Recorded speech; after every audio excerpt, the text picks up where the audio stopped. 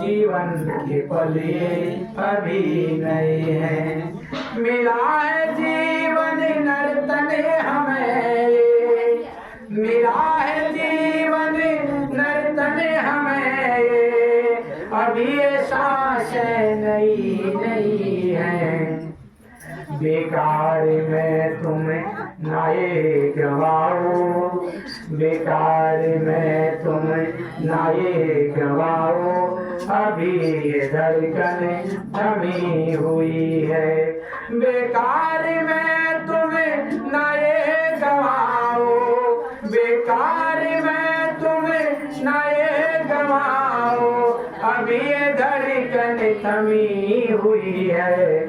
खामोश रह कर यूं ना मिटाओ, जीवन के पल ये अभी नए हैं। 84 में हम भटक रहे थे, 84 में हम भटक रहे थे, अभी ये कृपा नई नई है। खामोश रह कर यूं ना मिटाओ, जीवन के पल ये अभी नए। एक रोज होगा जाना यहाँ से, एक रोज होगा जाना यहाँ से, किस बात का है गरूर तुमको। एक रोज होगा जाना यहाँ से, किस बात का है गरूर तुमको। ना कोई अपने संग में चलेगा, दिन सब का मुकर्रर हुआ सही है। ना कोई अपने संग में चलेगा, ना कोई अपने संग में चलेगा, दिन सब का मुकर्रर हुआ सही है। खामोश रह कर यूं ना मिटाओ, जीवन के पल ये अभी नए हैं। देती है तुमको सदाएं मेरी, देती है तुमको सदाएं मेरी, सदा रहो तुम संतों के संग में। देती है तुमको सदाएं मेरी, सदा रहो तुम संतों के संग में। बिन साथ गुरु के कैसे तरोगे, बिन साथ गुरु के कैसे तरोगे, शरण गुरु की पकड़ लो संतो।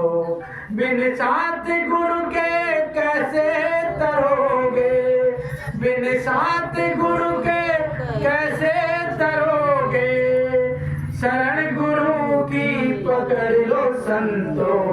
खामोश रह कर यूं ना मिटाओ, जीवन के पल ये अभी नए हैं।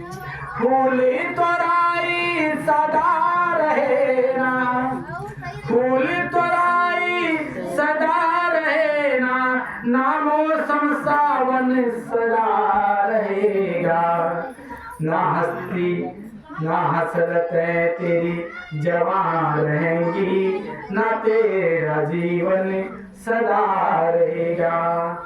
फूल तोराई सदा रहे ना, ना मौसम सावन सदा रहेगा, ना हसरतें तेरी जवान रहेंगी, ना तेरा जीवन सदा रहेगा।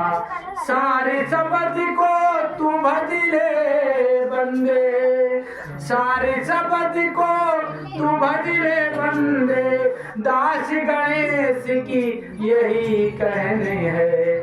खामोश रह कर यूं ना मिटाओ, जीवन के पल ये अभी नए हैं। 84 में हम भटक रहे थे, 84 में हम भटक रहे थे, अभी ये कृपा नई नई है।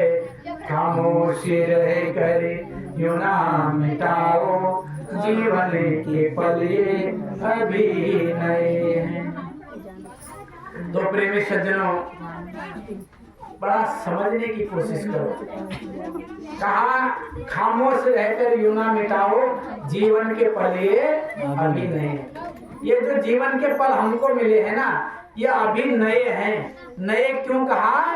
क्योंकि पुराने तो बहुत हो गए। इससे पहले न जाने हम क्या क्या बने, गाय गधे घोड़े, न जाने कितने जन्मों में हमने जन्म लिया।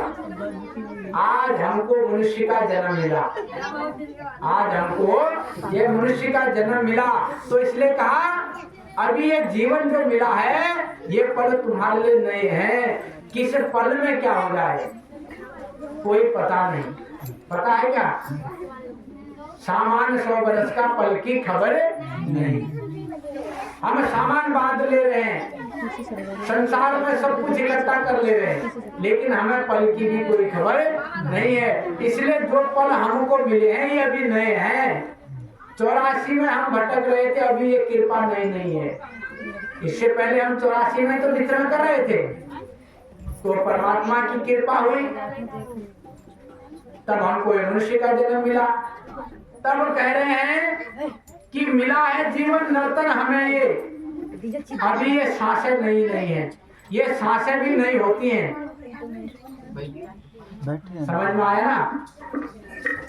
ये सांसें भी हमारी नहीं हैं। जरा बुजुर्ग लोगों से पूछो जो अपनी सांसों को संभाल नहीं पा रहे हैं, उनके लिए तो सांसें भी पुरानी हो गई होती है नहीं होती। जिसकी नई सांसें, नौजवानों से पूछो उनका दम नहीं फूलता, और 60 के पार पहुंच गए बेचारे, सांसें भी दम लेने लगी। तो इसलिए कहा मिला है जीवन नर्तन हमें, अभी ये सांसें नहीं है। बेकार में तुम इसे न गवाओ, अभी ये धड़कन थमी हुई है। अभी ये जो दिल धड़क रहा है ना, ये जो धड़कन है ये अभी थमी हुई है, और जिस दिन ये रुक जाएगी तो सारी दुनिया हमारे वीरान हो जाएगी। फिर क्या कहेंगे? क्या कहेंगे? अरे घर के कहे हैं घर से निकालो, अरे घर के कहे हैं घर से निकालो, भूति बने सब खा जाए, है ना? तो कहेंगे कि भाई भूत बन जाएगा, निकालो घर से। तो इसलिए समझ लेने की बात है। आगे कहा है एक रोज होगा जाना यहाँ से, किस बात का है जरूर तुमको।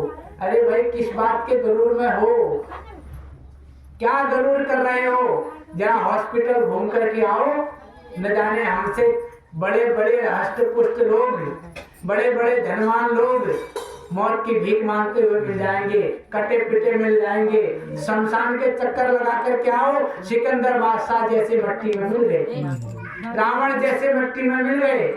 8 नौबत बाजती बजे 36 राग, अरे 100 मंदिर खाली पड़ा बैठने लागे काग। जिनके दरबार में, जिन मंदिरों में सुबह शाम बड़े बड़े राग बजते थे, बड़े बड़े बैराग बजते थे, घंटियां शंख बांसुरी वीणा बजती थी, 8 पहर बाजते बजे 36 राग, और 100 मंदिर खाली पड़ा बैठने लागे काग। अब उनमें कौवे बैठ रहे हैं। तो हमारी क्या विषाद, बड़े बड़े युधिष्ठिर जैसे, अर्जुन जैसे, कृष्ण जैसे इस दुनिया से चले गए, तो हमारी कोई विषाद है क्या? तो कहा कि एक दिन एक रोज होगा जाना यहाँ से, किस बात का है जरूर तुमको। ना कोई अपने संग में चलेगा, दिन सबका मुकर्रर हुआ सही है। कोई साथ में जाने वाला नहीं है, सबका दिन मुकर्रर है, सबके जाने की तारीख लिखी हुई है। आपने देखा होगा ना, दवाइयों में एक्सपायरी डेट लिख करके दे देते हैं, बनाने वाला लिख देता है कि ये 2 साल के बाद एक्सपायर हो जाएगा। ऐसे हमारी भी एक्सपायरी डेट लिखी हुई है, क्यों? और जो एक्सपायर हो जाएगा वो फिर दोबारा यूज करने लायक नहीं रहेगा। जो व्यक्ति एक्सपायर हो जाता है उसको दोबारा यूज कर सकते हो क्या? एक बात बड़े समझ लेने की है, समझो, इस शरीर के अंदर, इस शरीर की कोई कीमत नहीं, और ये शरीर प्रेम करने लायक भी नहीं। जरा बड़े ध्यान से सुनना इस बात को। कोई व्यक्ति इस शरीर को प्रेम नहीं करता। प्रेमी सज्जनों, आप कितना ही अपने शरीर को सजा लो, इस शरीर को प्रेम कोई नहीं करेगा। इस शरीर के अंदर प्रेम भी पैदा करने वाला कोई एक तत्व है। अगर वो तत्व इस शरीर से निकल जाए, तुम कितना ही हीरे जवाहरात से जिस्म को लाद दो, कोई तुम्हें गले नहीं लगाएगा। लगा लेगा क्या? यानी कि हमारे इस शरीर की भी कीमत तब है जब इसके अंदर वो तत्व है। तो प्रेम शरीर से होता ही नहीं। प्रेम तो प्रेम वाली तत्व से होता है, तब हम उसको प्रेम करने वाले होते हैं। बात समझ रहे हैं ना?